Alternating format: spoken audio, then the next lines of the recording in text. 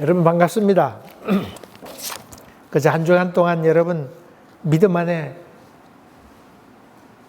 참 주님께서 인도하셨구나 이런 믿음으로 살았습니까? 아니면 이런저런 일에 정신없이 살았습니까? 하나님 앞에 그런 모습들 다 고백하는 것도 참 필요하리라 그렇게 생각합니다. 지금 대강절이지요. 대강절 주님께서 오심을 기대한다, 기다린다. 그런 의미로 대강절인데, 이 지금 설교 순서로 봐서 예수님께서 십자가에 달리는 소위 순환주간, 거기에 해당되는 말씀으로 이렇게 이어져 가고 있죠. 그렇다면 왜 계속해서 대강절인데 이런 순환절, 사순절에 해당하는 말씀을 또 고난주간에 해당하는 말씀을 계속해서 하는 것일까? 그런 질문을 하면서 또 말씀으로 조금 더 들어가 보도록 하겠습니다. 1962년도 12월에 예루살렘에서는 세기의 재판이 열렸습니다. 나치 정권의 하수인으로 살아가던 아돌프 아이히만이라고 하는 사람이 아르헨티나로 도망가 있었는데 그 사실을 알고는 그 모사드 대원이 그 사람을 잡아다가는 그 엘알 항공 비행기를 이용해서 이스라엘에 데려오게 되고 그 사람을 이스라엘의 법정에 세우게 되었습니다. 1960년에 데리고 왔는데 재판은 1962년도에 열렸으니까 시간이 그동안 걸렸던 것입니다. 그 사람의 재판을 보기 위해서 그 당시에 TV가 많이 발달되지 못했는데 그 장면을 방송으로, 라디오 방송으로 이렇게 전 세계적으로 퍼뜨리게 되는데 무려 40여 개국이 이 재판의 중계 방송을 들었고 많은 사람들이 라디오 앞에 귀를 기울이면서 이렇게 뭐라고 얘기할까 거기에 다들 호기심을 갖고 있었습니다. 중계 방송을 하던 사람이 얘기하기를 아무리 봐도 이 사람은 나치의 광신도로 보기는 어렵다. 아무리 봐도 이 사람이 수많은 사람을 학살한 사람으로 보기도 어렵다. 그는 단지 50대 평범한 중년의 사람으로 보인다고 그렇게 중계를 했습니다. 여기 그 아이만을 잡으러 갔던 그 모사드 대원이 몬트리올에 살았죠. 몇 년 전에 그가 여기 죽었을 때 그 가제트 신문에 크게 났던 적이 있습니다. 그 모사드 대원이 막상 그 아르헨티나에 가서 그 사람을 납치하려고 하면서 그 숲속에서 그 사람이 출퇴근하는 장면을 지켜보다가 며칠 지켜보다가 결국 납치하게 되는데 이 사람도 의심합니다. 회사에서 출근하고는 버스에서 내려서 자기 집으로 돌아오고 그리고 어두워졌을 때 자기 집에 들어가게 되는데 자기 집에 들어가서 그 자기 사랑하는 아들 껴안고 입 맞추고는 그리고 사랑하는 아내와 포옹하고는 집에 들어가서 식사하는 장면을 망원경으로 지켜보게 됐는데 그 망원경으로 지켜보면서 느꼈던 것이 무엇이냐면 어떻게 저런 사람이 아들을 지극히 사랑하고 아내를 그렇게 사랑하는 사람이 사람을 그렇게 죽일 수 있는 것인가. 그래서 저 사람이 정말 맞는가 하는 의심을 많이 품었다고 하는 이야기를 오래전에 가이드포스트를 통해서 읽은 적이 있습니다. 조금 더 얘기를 좀 덧붙이자고 하면 그 아이만의 아들하고 아르헨티나에서 사귄 여자가 있었는데 이 사귄 여자 대학생이 유대인이었습니다. 유대인이었는데 얘기하다 보니 어디서 출생했나 이런 얘기를 하다 보니 그 독일인데 그럼 여기서 출생했다 그러기도 하고 저기서 출생했다고 하기도 해서 자기 아버지에게 얘기했는데 자기 아버지가 아무래도 의심스러워서 이스라엘의 모사드에 연락을 하게 되고 추적해 본 결과 아이인 것을 알게 되었지요. 근데 어쨌든 이렇게 중계하면서 아이만이 대답하기를 참 나는 명령을 따랐을 뿐이다. 그리고 그 참 칸트의 실천 이성을 내가 따랐을 뿐이다. 그는 그렇게 얘기하면서 온 세계 사람들이 중계방송하는 것을 보았는데 1차, 2차 여러 차례에 걸쳐서 그 증언 재판이 이어졌습니다마는 사람들이 너무나 그 이야기를 듣고는 실망하게 되어서 2번, 3번 걸쳐서 방송했습니다마는 듣는 사람이 없었다고 하는 기록이 나와 있습니다. 이때 그 장면을 취재했던 뉴요커의 그 취재원이었던 한나 아렌트라고 하는 사람이 있었는데 이 사람이 그 장면을 지켜보면서 몹시도 실망합니다. 인간에게 선이 존재하듯이 악도 우리 가운데 평범한 사람 가운데 있는 것이다. 소위 여기서 악의 평범성, 그것을 얘기하죠. 달리 얘기하면 누구나 다 사람이 그런 것 아닌가. 내 하나 작은, 내가 그렇게 큰 존재가 아닌데 내 하나쯤 뭐, 이런 생각들이 결국 악을 악으로 만들게 하고 또 악을 관용하게 한다. 그러면서 한나 아렌트라고 하는 사람이 나중에 그 대학 교수가 되는데 그의 지론에 의하면 생각하라. 생각하고 행동해라. 그것을 거듭해서 얘기하고 있지요. 이게 세기의 재판이었습니다. BC 470년도에 또 세기의 재판이 열렸습니다. 동양으로 봐서는 공자가 활동하던 때였는데 그 그리스에서는 소위 소크라테스가 재판을 받고 있었습니다. 아테네 신을 섬기지 않는다고 하는 죄명과 함께 또 젊은이들의 마음을 혼란케 한다. 그렇게 해서 고발을 받게 되었습니다. 그가 마지막 변론하게 되었습니다. 친구들과 제자들 또 여러 사람들이 뇌물을 주어서라도, 그 당시 문화가 그랬습니다.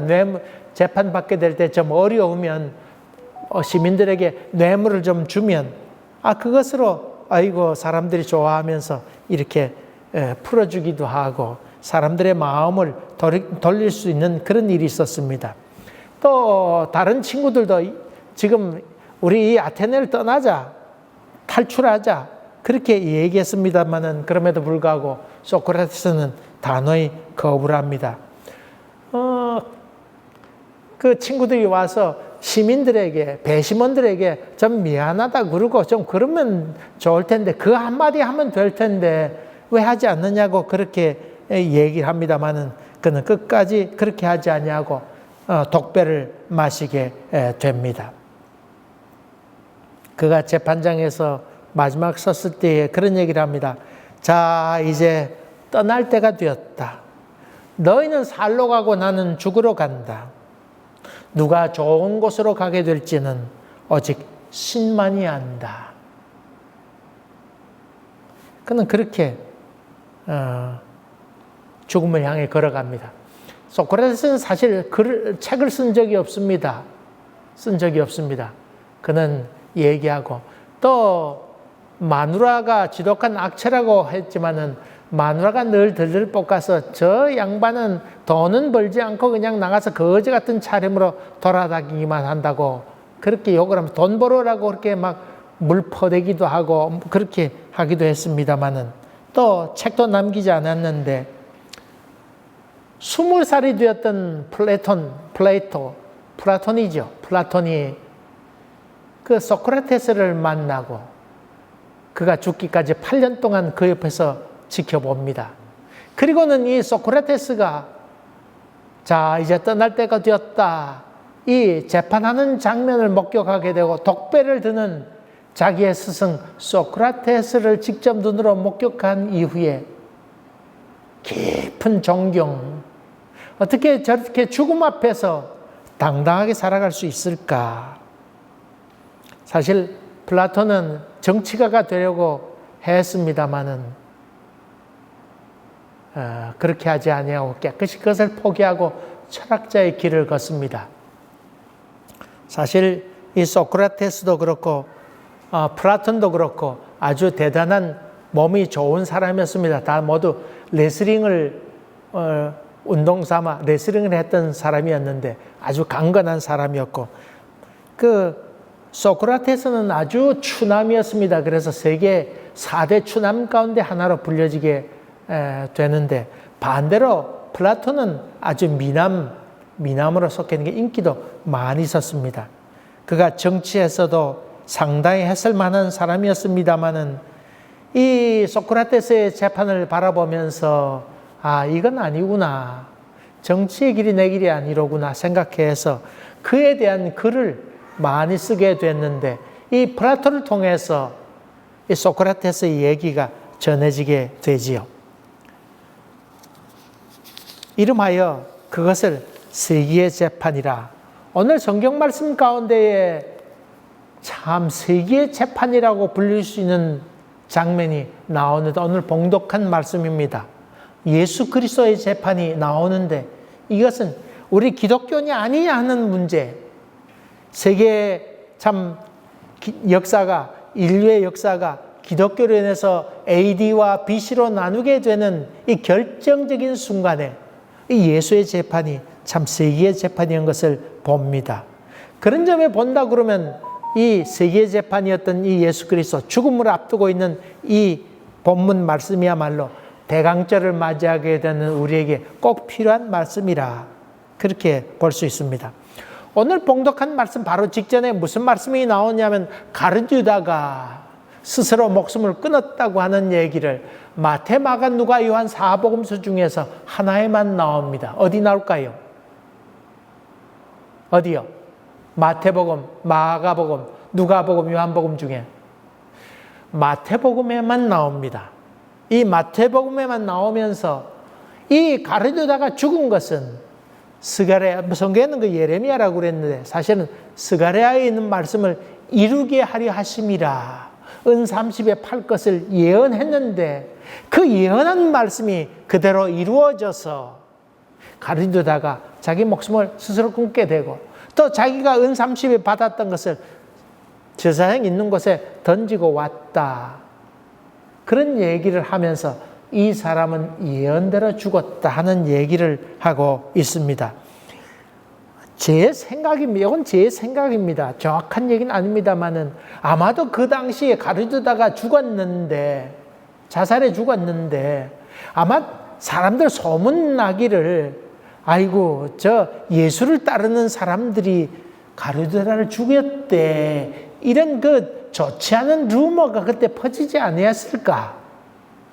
그렇게 퍼지게 되니까 아니라고 하는 얘기를 좀 한마디 하는 것이 좋지 않을까 생각해서 시간이 지난 다음에 마태란 사람이 그 사건을 성경에 기록하지 않았을까? 제 나름대로 추리 제 생각입니다.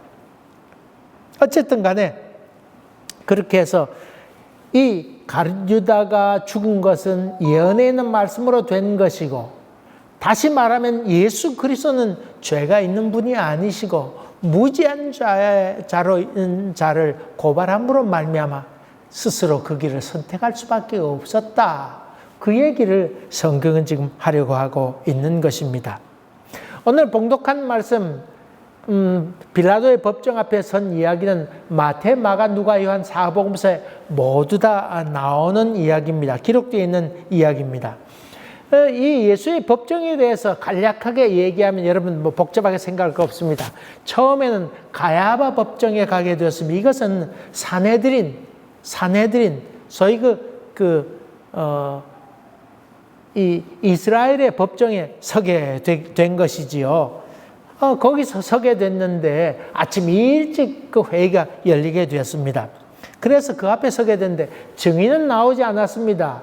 그랬는데 이 사람들이 예수를 잡으려고 애썼으니까 예수를 참남죄로 그렇게 얹게 되고, 그리고는 이 사람을 죽여야 되겠으니까 자기들에게는 선택권이 없었습니다. 그래서 하는 수 없이 빌라도의 법정에 서게 합니다. 빌라도는 총독이었지요. 총독 법정에 이렇게 세우게 됩니다. 이 빌라도의 법정에 서게 됐는데 이 총독도 심적으로 부담을 좀 많이 느꼈던 것 같습니다. 그래서 자기가 그 책임을 다 지기가 힘들다 그렇게 생각해서 어떻게 생각을 바꾸게 됐냐면, 그 당시 갈릴리 지방에 분봉왕으로 와 있던 헤롯 왕이 있었습니다. 헤롯 왕에게 재판을 의뢰합니다. 아이, 갈릴리 사람인데 당신 재판 좀 해줬으면 좋겠다. 사실 갈릴리 지방에 가 있어야 옳았는데 마침 이 헤롯 왕이 예루살렘에 와 있었습니다.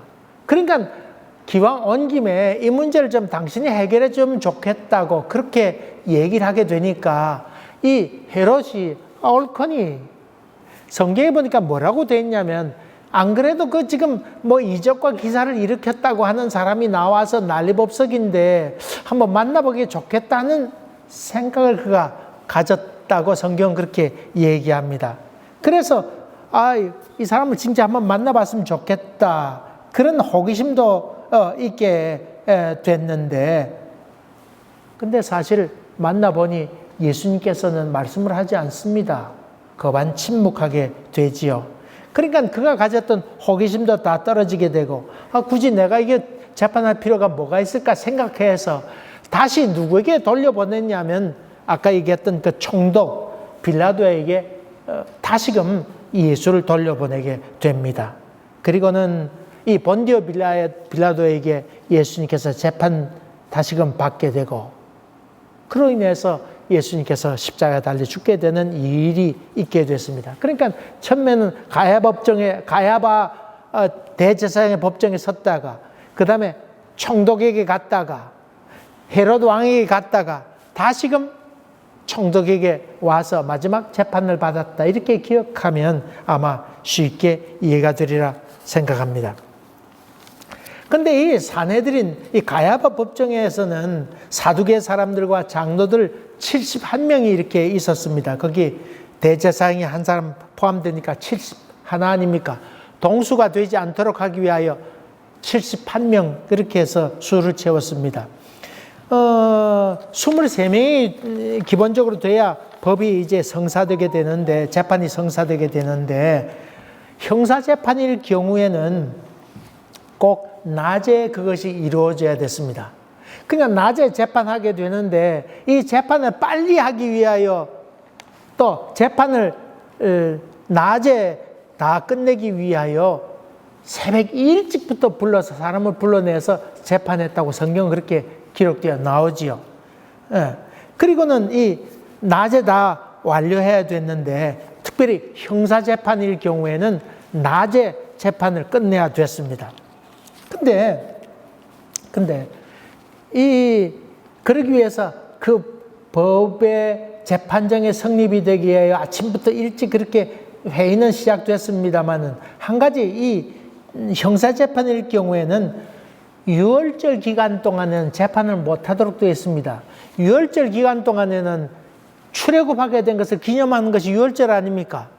이 좋은 명절에 형사재판한다고 하는 것은 올바르지 않다 생각해서 언제부터 그렇게 되는지 모르지만은 그 규정에는 그렇게 유월절 기간에는 형사재판을 해서는 안 된다고 되어 있는데, 이 예수를 십자가에 빨리 못 박게 하기 위하여 이렇게 재판이 진행됐던 것을 보게 됩니다.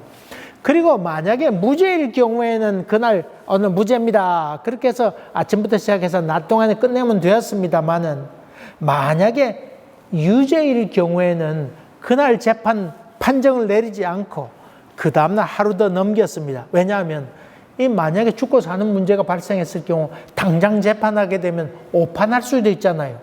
그렇게 되니까 하루 더 늦추어서 그 다음날 재판으로 돼 있었습니다만은, 근데 이때 그 사람을 죽이려고 하는 마음 때문에 그냥 일사천리로 그 일을 해결하게 되지요. 오늘 성경에 봉독한 말씀, 또 다른 책에 보니까 증인들이 나서지 않았다, 그런 말씀이 나오죠. 증인이 없었다는 말이 나오는데, 만약에 잘못 증인을 서서 다른 사람을 죽였을 경우에는 그 증인은 사형에 해당되었습니다. 그러니까 함부로 증인을 서려고 다 하지 않았다, 그랬습니다. 어쨌든 간에 증인이 없었다고 그렇게 얘기합니다. 옛날이나 지금이나 2000년 전이나 지금이나 요즘 검사나 판사하는 짓거리들 보면 세월이 그렇게 흘렀어도 똑같지요. 가짜 증인도 만들어서 둘러세우기도 하고, 참 그런 것을 보게 될 때 참 험한 세상에 여전히 인간의 죄라고 하는 것은 여전히 우리 가운데 있는 것이로구나, 요즘이나 그때나 별반 다르지 않구나 하는 생각을 합니다. 여러분, 아까 그 소크라테스 얘기했는데, 우리가 학교에서 배울 때는 악법도 무엇이다? 악법도 법이라고 하는 말을 배우지요. 근데 여기서 이 카나다에는 그런 법, 소크라테스가 했다는 말이 나오지 않습니다. 사실 악법도 법이라는 말을 소크라테스가 한 적이 없습니다. 한 적이 없습니다. 그가 독배를 마시고 다른 데 도망가자고 그렇게 얘기해도 독배를 마셨던 이유는, 내가 여기서 도망가게 된다고 하면 내 죄를 그대로 인정하는 것이 되지 않느냐, 그렇게 해서 떠나지 않았고 있었는데, 이 악법도 법이라고 얘기하는 사람이 일본의 법 철학자였던 오다카 도모라고 하는 사람이 이 군주 정권을 유지하기 위해서 만든 이야기였습니다. 이것을 한국 학교에서 그대로 일제 잔재로 인해서 그것을 배워서 악법도 법이다 그러면서 독재 정권을 유지하기 위한 수단으로 삼았던 것이 이 악법도 법이라고, 소크라테스 한 적이 없습니다. 그런 말. 이 얼마나 악한, 정권을 잡기 위해서 한 말이라고 하는 것도 여러분 좀 기억했으면 좋겠습니다. 어쨌든 간에 이 본디오 빌라도가 재판을 맡게 되었습니다. 근데 어쨌든 이 사복음서 모두 공통적으로 나오는 말이 있는데, 이 총독 앞에 섰을 때에 총독이 이 예수께 질문합니다. 내가 유대인의 왕이냐? 보통 예수님께서는 다른 질문에 대해서 침묵하셨습니다. 근데 내가 유대인의 왕이냐? 그렇게 총독이 묻습니다. 이 말은 요 말은 내가 메시아냐, 유대인을 구원하러 온 사람이냐, 내가 메시아냐 하는 질문과도 똑같은 말이었습니다. 근데 그 총독이 물었을 때는 내가 유대인의 왕이냐 이렇게 물었던 이유는, 예수님 모습을 보게 되니까 왕하고는 거리가 있어요, 없어요? 초라하기 짝이 없는 배상 마른 한 사람, 눈만 반짝반짝. 기록에 의하면 예수라고 하는 이름을 가진 사람이 있었는데, 그 사람은 빼빼하고 키는 크고 눈은 반짝반짝했다고 하는 기록은 나와 있죠. 역사가의 기록에 나와 있는데, 그 총독이 보기에도 이 초라한 이 사람이 유대인의 왕이라고 얘기하기는 참 어렵단 말이죠. 그러니까 내가 유대인의 왕이란 말이냐, 그런 의미로 사실 쓰였습니다. 그때 예수님께서 한 말은 내 말이 옳도다, 내가 말하였다, 원어로 보면 내가 말했다, 그렇게 얘기를 하지요. 당신이 네가 메시아냐? 아이고, 너 보니까 그런 꼬라지가 아닌데. 그럼에도 불구하고 예수님은 내 말이 옳도다, 내가 그렇게 얘기했다, 그렇게 얘기했죠. 여러분, 그 예수님께서 재판받게 될 때 하는 모습 보게 되면 말을 하지 않았다는 말이 거듭해서 나오는데, 예수님 모습을, 거기서 내가 메시아라는 얘기를 쫙 좀 설교도 좀 하고 유창하게 확 좀 얘기했으면 속이라도 시원할 텐데 왜 침묵하시는가? 그렇게 얘기할 만도 한데, 성경에는 예수님의 얘기가 몇 마디 더 나옵니다. 거기에 보면 내가 말하여도 믿지 않을 터인데 굳이 내가 말할 필요가 있느냐.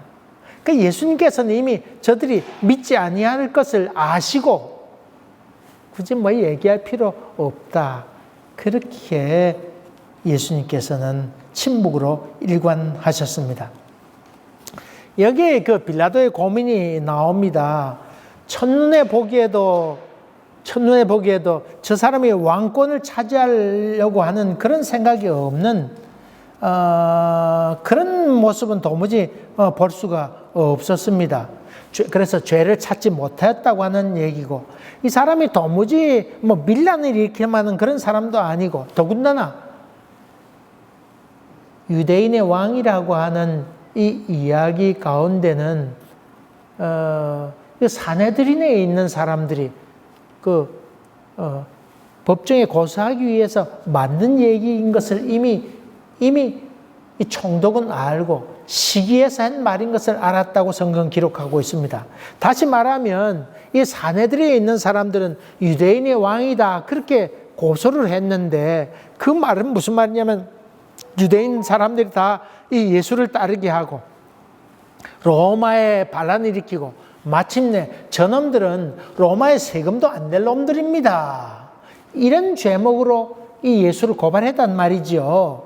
아이고 황제 거부하고 더군다나 세금 안 내려고 작당하는 놈입니다. 그런 얘기를 해왔는데 이 총독이 보기에는 도무지 그런 모습이라고는 바라볼 수가 없었다고 하는 것입니다. 그리고 또 하나 있었습니다. 아까 재판장이 2번에 걸쳐서 열렸다고 그랬는데, 재판하는 중에 그의 아내가 사람을 보내요. 얘기하기를, 어젯밤에 내가 꿈을 꿨는데 저 사람으로 인해서 많은 어려움을 겪었다. 꿈에 저 좋은 사람, 성경 보니까 좋은 사람이라고 그랬어요. 저 좋은 사람으로 인해서 내가 고통을 받았다. 그렇게 얘기를 하고 있죠. 애를 태웠다. 밤에 꿈자리가 그래서 애를 태웠다. 그러니까 당신이 여기에 관여하지 않았으면 좋겠다. 그런 이야기를 듣게 되니까 빌라도도 몹시도 고민하게 되었지요. 그래서 그가 생각해낸 것은, 그러면 대안이 있어야 되겠구나. 머리를 써서 생각하기를, 그러면 이 명절 되면 사람을 풀어주는 그런 그 전례가 있었는데, 바라바라고 하는 사람을 내어줄까? 아니면 예수란 사람을 내어줄까? 그래, 예수란 사람을 풀어주면 이 바라바는 아주 지독한 나쁜 놈이니까 사람들이 다 그러면 그 사람보다 낫지 이렇게 생각해서 예수를 놓아줄 거라고 아마 생각했던 것 같습니다. 이 바라바라고 하는 이름은 아버지의 아들이라고 하는 이름이거든요. 물론 성경에 보면 강도라고 하는 말도 있지만은 아버지의 아들이라는 이런 이름은 특별한 이름이었습니다. 이 이름은 특별히 랍비들에게 사용하는 이름이었습니다. 그러니까 이 어떤 기록에는 강도라고 그랬지만은 한편 보면 이 사람이 좀 민중 반란도 좀 일으켰지만은 랍비로서 어느 정도의 좀 그런 어떤 품위도 좀 있는 사람이지 않았을까, 그렇게 이름으로 봐서는 그렇게 추측합니다. 이 그리스도라 하는 예수냐, 바라바라 하는 예수냐, 이런 질문입니다. 이 질문은 바라바라 하는 예수냐, 생명을 구하는 이 예수 그리스도인가, 아니면 생명을 죽인 이 살인자인가, 둘 중에 하나 선택하라고 하는 이야기지요. 이런 질문에 대해서 사람들이 바라바를 살려주라고 하는 소리를 지르게 될 때에 빌라도는 참으로 기가 막혔습니다. 이 예수가 무슨 악한 일을 행했느냐? 이럴 때 이 사람들 가운데 거기 왔던, 법정에 왔던 대제사장과 또 장로들, 이런 사람들을 동원해가지고 이미 계획을 해서 사람들 동원해서 무리를 다 동원해서 소리치도록, 그렇게 웅성웅성 소리치도록 그렇게 외치게 되지요. 바라바라고 그렇게 소리치게 됩니다. 이 이야기가 오늘 재판, 사람들이 소리치게 될 때 빌라도가 드디어 예수 그리스도를 내어주게 되는, 십자가에 내어주게 되는 이야기의 전말입니다. 종종 우리는 이런 선택할 때가 많이 있습니다. 사내들인 사람들을 동원해서, 무리를 동원해서 자기의 뜻을 자꾸 관철하라고 하는 이런 모습. 우리 마음에 한번 정하면 그 마음에 안 들면 그냥 수단과 방법을 가리지 않고 모든 것을 다 동원해서 자기가 악함에도 불구하고 그 뜻을 관철시키려고 하는, 또 사람들의 말을 자꾸 전화도 걸고 해서 선동하고 자기 합리화하려고 애쓰는 이런 그 죄악된 것이 우리 가운데 얼마나 많이 있는지 모릅니다. 도무지 우리가 잘못한 것에 대해서 후회도 하지 아니하고 후퇴도 하지 못하는 깊은 영적인 병이 우리 가운데 있는 것을 봅니다. 하나님의 뜻에 관심이 있기보다는 오히려 자기 중심으로 그렇게 살아갑니다. 이것을 얘기하여 마음에 하나님 두기를 싫어한다고 로마서에는 그렇게 이야기하고 있습니다. 우리의 잘못된 판단, 그리고 하나님 마음 중심에 두기 싫어하는 것, 이것이 깊은 죄인데, 그리고 이것이 바로 악인데, 그런지도 모르고 계속해서 고집 피우고 있는 우리의 모습. 사람들을 동원해서라도 자기의 뜻을 관철하고자 하는 그런 모습. 반대에 부딪히게 될 때에 자기를 다시금 돌이켜보면서, 아, 내가 이런 잘못된 부분이 있구나. 하나님께서 이걸 깨닫게 하기 위한 방편이구나. 그런 깊은 깨달음, 영적 자학이 우리 가운데 있기보다는 그저 밀어붙이려고 자기의 정당화를 굳이 설득하고 선동하려고 하는 이런 모습이 우리 마음 가운데도 많이 있는 것을 봅니다. 또 있습니다. 이 빌라도가 가졌던 마음처럼 예수 그리스도가 죄가 없음을 압니다. 그의 예수 그리스도의 침묵을 바라보면서 참 권위가 있다고 하는 것도 알고, 저 사람이 책임 회피할 사람도 아니라고 하는 것을 이 빌라도는 분명히 알았습니다. 그가 심지어 상관이 없다고 손을 씻기까지 했을 정도였으니까 그가 죄가 없다고 하는 사실에 대해서는 두말할 필요가 없었습니다마는, 그러나 그에게는 두려워하는 것이 있었습니다. 그것은 밀란이 일어날까 봐 두려워했습니다. 사람들이 다 일어나서 야, 뭐 좀 이렇게 해라 저렇게 해라. 더군다나 이 빌라도에게는 출세길이 막히지 않을까, 이거 잘못했다가는 큰일 나지 않을까 생각을 가졌습니다. 왜냐하면 총독이라고 하는 직분은 황제가 보낸 사람이었습니다. 로마 회의, 국회에서 보낸 그런 사람이 아니고 황제가 직접 자기를 대신해서 보낸 사람 총독이었는데, 만약에 진정서가 들어가게 되면 그는 총독 자리에 있지 못하게 되고 거기서 쫓겨나게 되고, 소위 다른 더 높은 지위에 오를 수 있는 기회를 잃어버리게 됩니다. 그러니까 하는 수 없이 그런 진정서가 들어가지 않도록 하기 위해서 사람들의 얘기에 그저 따르게 되는 겁니다. 다시 말하면 자기 출세에 지장이 있다고 생각해서 바른 결정을 내리지 못합니다. 그래서 그는 타협안을 내놓습니다마는 그런 타협안이 결국은 올무가 되게 되고 예수를 십자가에 못 박게 하는 그런 일이 있었습니다. 또 뿐만 아니라 이 빌라도는 책임 회피하는 비겁한 사람이었습니다. 자기가 책임을 지고 아니면 아니라고, 예면 예라고 얘기하면 되었을 만도 한데 그는 그렇게 되지도 못했습니다. 그는 비겁하게 그 책임을 회피하고 맙니다. 종종 우리는 이 여론에 의해서 좌우될 때가 많습니다. 사람들이 뭐 그러던데 뭐 그러면서 여론에 의해서 따르고 진리와는 상관이 없이 결정할 때도 많이 있습니다. 사람들이 뭐라 그럴까? 사람들이 어떻게 볼까? 아이고, 사람들이 보는데 그렇게 가서 되겠느냐고 하는 것이 여러분들의 대부분 이야기들의 중점입니다. 핵심입니다. 여러분, 사람들이 어떻게 볼까 보다는 하나님께서 어떻게 볼까 하는 생각으로 살아가는 것, 그런 관점으로 바뀌는 것이 신앙 아니겠습니까? 하나님은 여론의 하나님이 아니고 진리의 하나님이라고 하는 것을 염두에 두세요. 만인이 다 반대한다 할지라도 하나님께서 함께 하신다. 하나님께서 이 길 가라. 그렇게 하면 기쁘게 그 길 따라가는 것. 그것을 우리는 이름하여 영안이 열렸다. 그렇게 이야기하지요.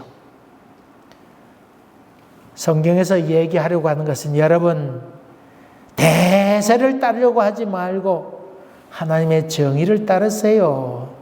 여러분 대세를 따르려고 줄서기 하지 말고 또 출세하려고 거기에 줄서기 하지 말고 또 줄 세우기를 하지 말고 하나님의 뜻이 어디 있느냐 겸손히 살피면서 주 앞에 걸어가세요. 그것을 얘기하고 있습니다. 오늘 내가 유대인의 왕이냐고 이 총독이 얘기할 때 질문하게 될 때 예수께서 아이고 아닙니다. 내가 말을 좀 잘못했습니다. 내가 유대인이나 왕이라고 한 적이 없습니다. 그렇게 된다고 하면 예수는 살러 가는 길입니다. 그리고 재정비해가지고 제자들 다시 불러 모으고 사람들에게 얘기를 하면 더 좋을 것 아닙니까? 근데 그는 그렇게 하지 않습니다. 그렇게 하지 않습니다. 이 숨 멎는 순간 이 예수께서 뭐라고 대답할까 숨 멎는 아주 그런 재판 상황에서 예수는 당당히 내가 말하였느니라. 내가 유대인의 왕이다. 내가 곧 메시아다. 거기에 대해서 분명히 얘기합니다. 예수님은 진리를 택하고 하나님의 뜻을 택해서 결국은 죽음의 길을 걸어가게 됩니다. 다시 말하면 하나님 앞에 순종의 길을 택했다고 하는 것입니다. 자기 사명을 생각했습니다. 내가 태어난 것도 바로 이것 때문이라고 성경은 기록하고 있습니다. 여러분 무병장수하고 또 석가나 공자처럼 그렇게 좋은 교역자로 살아갈 수 있었습니다마는 그러나 예수께서는 자기에게 주어진 길을 걸어가야겠다 생각하고 그는 단호히 내 말이 옳도다. 그렇게 얘기합니다. 예수 그리스도 그분은 다른 말이 그렇게 필요치 않았습니다. 증인들의 증언이 많이 나온다 할지라도 그건 그렇게 그에게는 중요한 일이 아니었습니다. 자기의 삶과 그가 했던 말로 그거로 족하다고 그는 생각했습니다. 여러분, 우리는 예수 그리스도의 제자입니다. 진리 가운데 살다가 기쁘게 죽음을 맞이하게 되는 것, 그것이 우리 그리스도의 삶이고 대강절의 의미라고 봅니다. 양궁에서 세계적으로 유명했던 금메달 땄던 박영숙이라고 하는 사람이 있습니다. 이 사람이 옛날 김진호라고 하는 선수와 같이 그 신기록을 세웠던 그런 사람입니다만은 이 사람이 양궁의 선수로 생활을 끝내고는 이탈리아로 가서 거기서 국가대표 감독이 됩니다. 그리고 또 거기 또 몇 년 하다가 싱가포르의 국가대표 양궁 감독으로 있게 되고 그렇게 일다가 어느 날 그가 그 김동호 목사님의 설교를 듣다가 원래 캐톨릭 신자였다고 그래요. 듣다가 그 김동호 목사님 설교를 듣고는 깊이 감동을 받고는 그가 아프리카 아주 가난한 나라 최빈국에 속하는 말라위로 가게 됩니다. 양궁이라고는 없는 나라, 화살 하나 살 수 없는 그 나라에 가서 양궁 선수를 양육하게 됩니다. 세계 랭킹, 올림픽에 가려고 하면 세계 대회에서 그래도 공식적인 기록이 좀 어느 정도 나와야 되는데 그것은 도무지 불가능한 일이었습니다마는 이 박영숙 감독은 거기서 그 깡 아프리카에서 그렇게 양궁 선수를 양육하게 됩니다. 그가 거기에 갔던 이유를 물으니까 하나님의 사랑 때문에 그렇습니다. 그가 거기서 선수를 양육하면서 선수가 힘이 없는 것을 압니다. 어린 애가 힘이 없는 것을 알고는 거기서 고기는 선수에게 주고 자기는 옥수수죽을 먹으면서 거기서 같이 생활하면서 선수를 양육하게 되고 마침내 세계 랭킹에 들어가게 되어서 자기가 가르쳤던 어린 선수가 올림픽에 출전하게 되는 이야기가 소개되었습니다. 지금 현재 어디 있냐 보았더니 부탄이라고 하는 국가에서 국가 대표들을 양육하는 양궁 감독으로 있는 것을 제가 확인해 보았습니다. 그가 수술해서 창자의 몇 분의 1도 잘라냈다고 합니다. 그의 딸이 그렇게 거기 가지 말라고 엄마 건강도 생각해야지 거기 가서 어떻게 할 거냐고 그렇게 만류함에도 불구하고 그는 말라위로 떠나게 되고 또 이어서 부탄으로 가서 그의 일을 감당해냅니다. 저는 그 장면을 바라보면서 참 부끄럽다. 참 부끄럽다. 이렇게 살아서 되겠는가? 이렇게 살아서 되겠는가? 다시금 허리띠를 동이고 하나님께서 우리에게 맡겨주신 일을 위하여 앞으로 다시금 걸어가야 되겠다.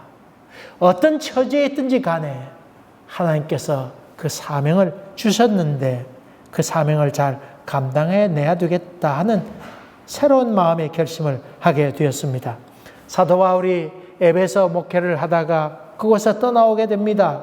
다른 곳에 들렀다가 다시금 에베소 교회를 지나오게 됐을 때에 사도행전 20장 23절 24절에 그렇게 사도 바울의 마음을 거기 기록하고 있습니다.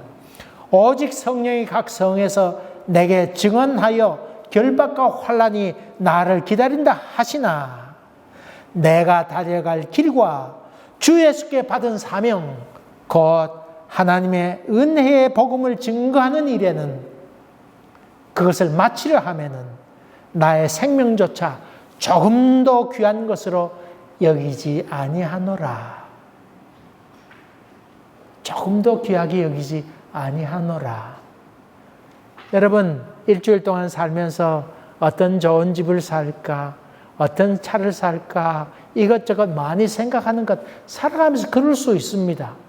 아이고, 우리 손자, 손녀 어떻게 키울까 할 수 있습니다. 당연히 해야 될 일입니다만은, 그러나 그것이 참 주님께서 보시기에 얼마나 아름다울까 한 번 더 생각해 보면서 주님을 향했던 뜨거운 열망이 여러분 심령 가운데 다시금 불이듯하게 일어나게 되고 내가 주의 사명을 감당하기에는 내 생명 바치니 조금도 귀한 것으로 여기지 아니하겠다고 하는 마음의 또 성령의 감동이 마음 가운데 있다고 하면 여러분은 참 은혜 가운데 있는 사람입니다.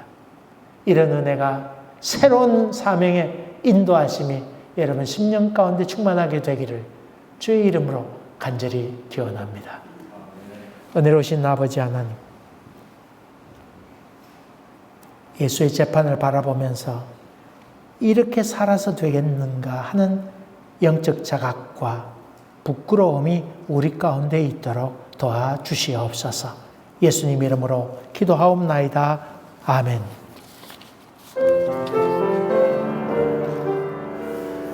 우리 사랑하는 교회 여러분, 예수님께서는 법정에 섰을 때 비겁하게 도망가지 아니했습니다. 네가 말하였도다. 네 말이 옳도다. 그리고는 당당하게 죽음의 길을 걸어가셨습니다. 그리고는 성령으로 함께하겠다고 약속해 주셨습니다. 한 주일 동안 살아가면서 또 이 전을 나가면서 성령 충만해서 당당히 힘있게 살아가는 하나님의 자녀답게 살아가는 여러분 되시기를 주의 이름으로 간절히 기원합니다. 지금은 우리 주 예수 그리스도의 은혜와 하나님 아버지의 지극하신 사랑과 성령의 감동, 권면, 교통하심이 저희들 가운데 항상 함께 계시기를 간절히 축원하옵나이다. 아멘.